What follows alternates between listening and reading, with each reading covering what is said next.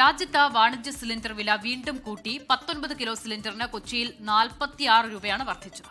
ഇതോടെ hotel catering സർവീസുകൾ വീണ്ടും പ്രതിസന്ധിയിലായി.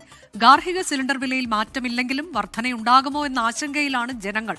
ബൽറാം നെടുങ്ങാടി വിവരങ്ങളുമായി. ബൽറാം, ഇത് പലതവണയായി ഇങ്ങനെ വർദ്ധിപ്പിച്ചുകൊണ്ടിരിക്കുകയാണ്. ഇത് ഹോട്ടൽ മേഖലയ്ക്കൊക്കെ ഉണ്ടാക്കുന്ന പ്രതിസന്ധി ചെറുതല്ല. അപ്പോൾ ഗാർഹിക രംഗത്തുള്ളവർക്ക് ആശങ്കയുണ്ട്, നമ്മളെപ്പോലെയൊക്കെയുള്ളവർക്ക് ആശങ്കയുണ്ട്. സിലിണ്ടർ വില കൂട്ടുമോ എന്നൊക്കെയുള്ളതിൽ എന്തെങ്കിലും സൂചനകളുണ്ടോ?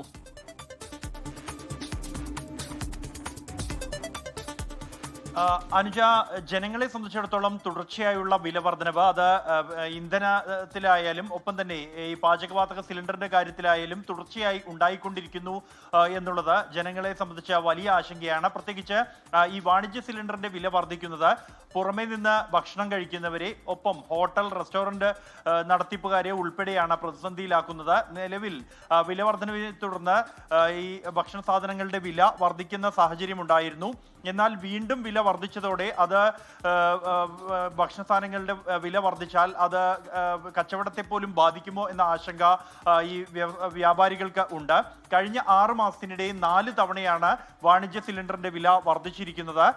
അതിൽ ഡൽഹിയിലെ വില കണക്കാക്കുകയാണെങ്കിൽ കഴിഞ്ഞ ജനുവരിയിൽ ഉണ്ടായിരുന്ന വിലയിൽ നിന്നും ഏതാണ്ട് ഇരട്ടിക്ക് അടുത്ത വില വർധനവ് ഉണ്ടായിരിക്കുന്നു. ജനുവരിയിൽ 19 കിലോ വാണിജ്യ സിലിണ്ടറിന്റെ വില 1691 രൂപ 50 പൈസയായിരുന്നു. ഫെബ്രുവരിയിൽ അതിൽ 49 രൂപ വർദ്ധിച്ചു. മാർച്ചിൽ വീണ്ടും 115 രൂപ വർദ്ധിച്ചു. ഏപ്രിലിൽ സിലിണ്ടറിന് 993 രൂപ വർദ്ധിച്ചിരുന്നു. അതാണ് ഇപ്പോൾ 42 രൂപ കൂടി വർദ്ധിച്ചിരിക്കുന്നത്. നിലവിൽ ഇപ്പോൾ 3113 രൂപ 50 പൈസയാണ് ഡൽഹിയിൽ വാണിജ്യ സിലിണ്ടറിന്റെ വില. കൊൽക്കത്തയിലാകട്ടെ 53 രൂപ 50 പൈസയാണ് ഇന്ന് ഒറ്റ ദിവസം കൊണ്ട് വർദ്ധിച്ചിരിക്കുന്നത്.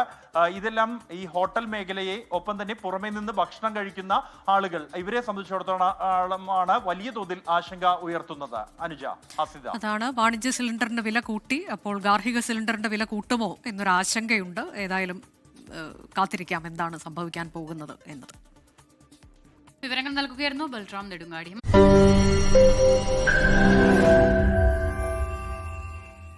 ലോകത്തെവിടെയായാലും ഏത് സമയത്തും 24 വാർത്തകളും ഓഗ്മെന്റഡ് റിയാലിറ്റി പാക്കേജുകളും എക്സ്പ്ലെയിനറുകളും വിശദമായി കാണാൻ ഞങ്ങളുടെ യൂട്യൂബ് ചാനൽ നിങ്ങൾക്ക് സബ്സ്ക്രൈബ് ചെയ്യാം.